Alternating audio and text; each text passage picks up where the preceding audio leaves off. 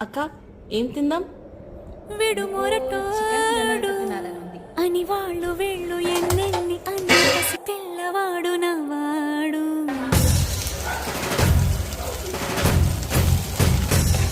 విడు ముండోడు అని ఊరు వాడ అనుకున్న గాని మహారాజు నాకు నవ్వాడు.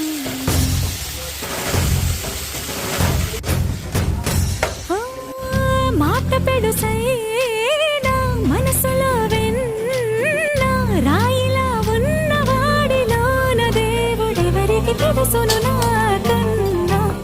సూసేకి అగ్గిరవ్వ మాదిరే ఉంటా